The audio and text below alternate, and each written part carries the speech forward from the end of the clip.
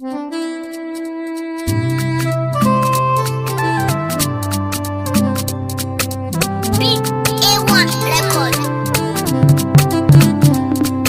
sami gimbiyar mata mai warkar da zuciya, samin ki a cikin 'yan mata ni ban ga tamkar ki ba.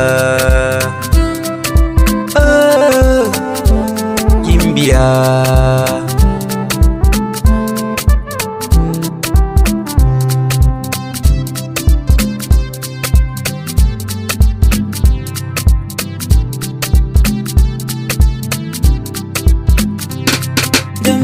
Sabo da juna samin kiya gimbiya, samu tamkar yake san babu zinariya. Na shiga halwata ta soyayya du akan ki ne gimbiya, in babu ki a rayuwata tabbas ni ai zan yi kunci. Soyayyarki ta shigen zuciyata dole ne ni nayi kawaici. Zo zauna a nan gefe na kar na ji har na fara bacci.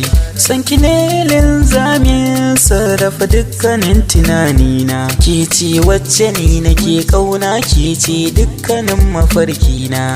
Na san na yi dace da samin kiya a bar sona.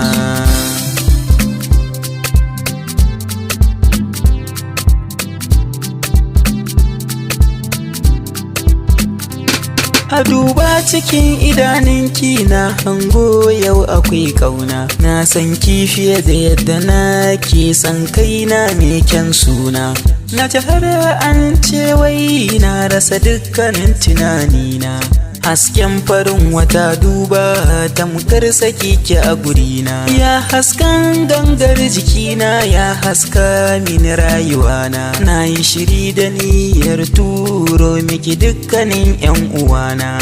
Fuskar ki ce abin duba na safiya dare da rana. Ba zan iya misalta adadin sanki ba dan ke ce mahadina. So na gaskiya baya buya tunda a san ki ne nitsewa.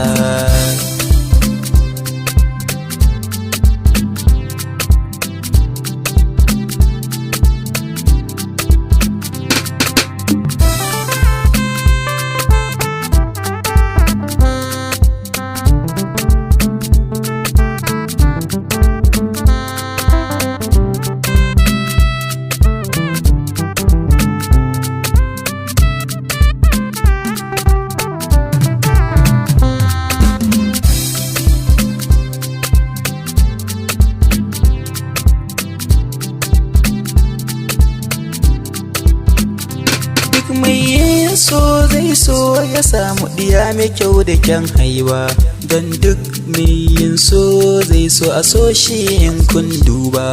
Shi so ba ko yaushe zai saukar da farin ciki ba, har yanzu ba abin da ya kai so dan ban ji an faɗa ba.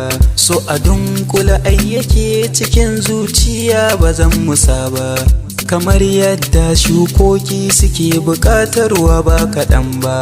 Abin da na ɗauki so shi ne sai ka yi jarabawa, sai an ji shi a zuciya kana bisa ni a yau yabawa.